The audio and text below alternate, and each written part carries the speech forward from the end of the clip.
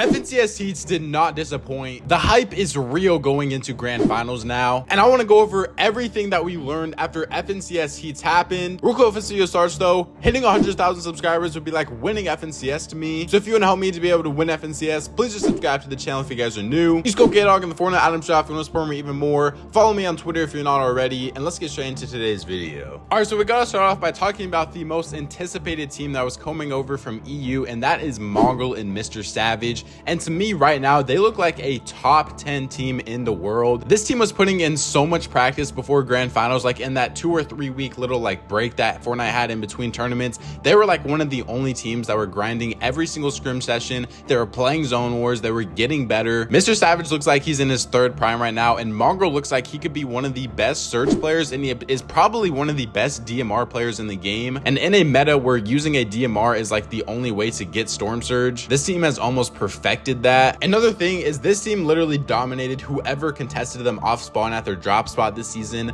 They went 4-1 against Death and Edgy, and now if you look at the drop map, they are currently uncontested going into grand finals. I wouldn't be surprised if this actually changed before grand started, but as of right now, they look like they are going to be completely uncontested in grands. There is no doubt that this team has a very high chance to be able to make the LAN event, and honestly, if you told me that at the beginning of the season, I don't think I would have believed you. They were coming off of a season where they couldn't even qualify out of lower bracket on EU, so them now placing a top 10 on one of the most stacked FNCSs of all time would be such a crazy comeback for them. All right, next we have to talk about Peterbot and Poyo. Now shout out to Peterbot for following me back on Twitter as well, but they look like one of the most dominant teams in FNCS right now, and they have a real chance to go back to back in FNCS wins. Since Fortnite has came back from the mini break, they won the Duo Cash Cup. They won 4 out of 6 games in the Duo Cash Cup, and then if you look at their actual FNCS Heats performance, in the 4 games that they played, they were able to win one of them to auto-qual into grands. But if you look at their match history, that is one of the crazier parts to me. They got a 2 elimination second, 7 elimination 10th, 12 elimination second, and then an 8 elimination win. So in an FNCS Heats lobby, they had an average placement of 3.7 and an average elims of 7.2 in 4 games. This team still looks as consistent as ever and as dominant as ever without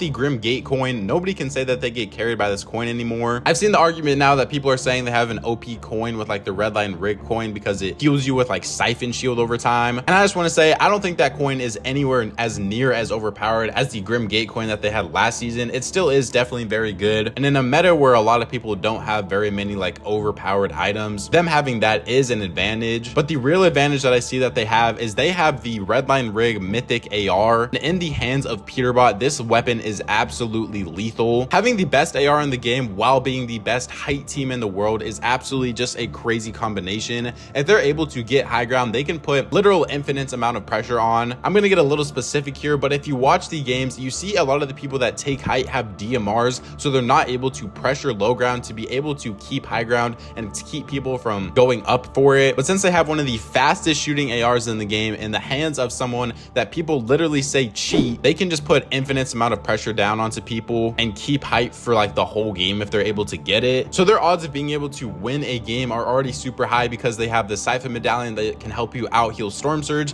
and then they have an item that can literally help you keep high ground no matter what. It does look like they might be contested going into grand finals, but you already know this is one of the best fighting off spawn teams literally Fortnite has ever seen. So if this team does decide to contest them, I don't see them making it past like 4 games contesting them before they decide to leave the drop. But let me know your guys' thoughts on Peterbot and Poyo so far this season. All right, next we got to talk about Clix and Bino. And now to me, Clix and Bino have just not been looking as dominant as they were before they break. They got 12th in the last Duo Cash Cup, as well as it took them all the way into round 3 and uppers to be able to make grand finals. And like even in round 3, they only placed 6th place in it, which I mean is obviously still very good. But I mean, if this is a team that wants to be able to win in FNCS, they should be looking a lot more dominant than that. There is one big thing that is changing though, and it looks like Clix is actually stepping out of his boxing fight with Jinxie, so he won't have to train as hard now while trying to play Fortnite at the same time. I feel like this is going to help this duo a lot now that Clix's full focus is back on trying to win an FNCS. This team is also uncontested in grand finals, and if you look at the drop map, the team that is literally right next to them looks like they could be triple contested in grand finals, so they can literally get free Storm Surge and Elim points off of that fight every single game if they wanted to. Clix said that him and Vino are going to be grinding every single scrim session session every day until grand finals start. They're going to be playing a bunch of zone wars and box fights, and they are going to try to get back to the dominant level that they were before the break. Let me know what place you think Clix and Vino are going to get in grand finals in the comment section down below, because to me this was a team that looked like the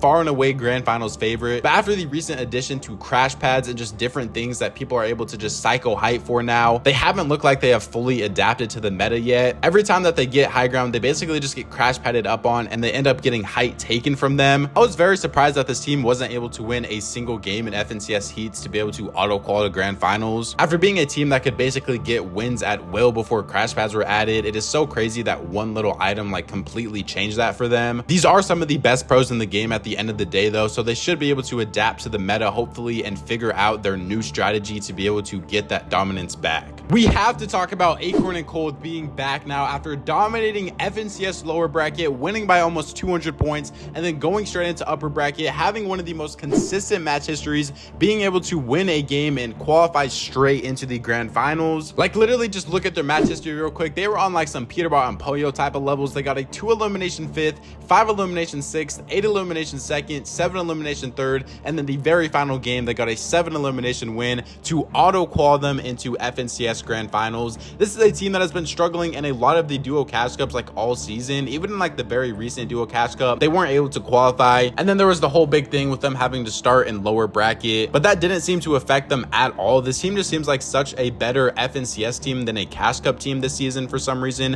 which is really weird because they have one of like the best fighters in the game on the team. But I do think this team is fully back now. They went from honestly a questionable top 10 team this season to they could be a undisputed top 5 team and a top 5 lock for FNCS grand finals. The comeback that this team has had just literally over FNCS heats is absolutely insane. They actually look so good right now. If you want to get into a team that has a lot of potential, you have to talk about Batman, Booga, and Rapid. This team was triple contested in FNCS heats and was still able to qualify into the grand finals. And if you look at the drop map, they are going to be uncontested in grand finals, which they completely deserve. This has been a top 3 team, maybe even a top 1 team this season so far, and them being triple contested was just honestly, it wasn't fair to them for how good that they are and how much potential they have. Them getting an uncon Grim Gate is honestly the difference between them now potentially being able to win FNCS and not even being able to make the LAN event. I really do see that there is a real chance this team could win FNCS. I'm so excited for you guys to see my top 10 predictions for FNCS grand finals. That video is literally going to be coming out in a couple days, so stay tuned for that. But this is one of the most dominant cash cup teams this season, one of the best FNCS placing teams this season. Just an overall amazing season no matter what happens in grand finals. For a team that a lot of people barely even knew their name to now being at this level is such a crazy thing to do. The last thing I wanted to talk about was how every single team that moved to NA Central qualified into grand finals, which is honestly insane. If you look at every single team, you got Alex and Worthy, they got first in uppers 3, Mongrel and Mr. Savage, they got 10th in uppers 3, Vino and Clix got 6th in uppers 3, Taste and Yamza, Juan in uppers 1, Pink and Miro got 3rd in uppers 3, Blaha and Mixon got 12th in lower 3, Yapko and Kwani got 5th in uppers 3, Paco and Vortec got 14th in lower 3, and then Kylie and Vert got 14th in lower 3 as well. So EU as well as the OCE boys were able to come over and all qualify for grand finals. FNCS heats did not disappoint at all, and I know grand finals is not going to disappoint either. This is one of the most stacked FNCSs we have ever seen. Make sure you guys subscribe to the channel and turn on notifications. We have so many videos coming out before grand finals start. Don't think I'm going on a little break now. I might actually be uploading daily until grands. Use code KDog in the Fortnite item shop and support me even more. YouTube says you'll enjoy one of these 2 videos up on the screen, so if you haven't checked them out, make sure you just go watch them real quick. Thank God for another day, and I'll catch you guys next time. Peace out.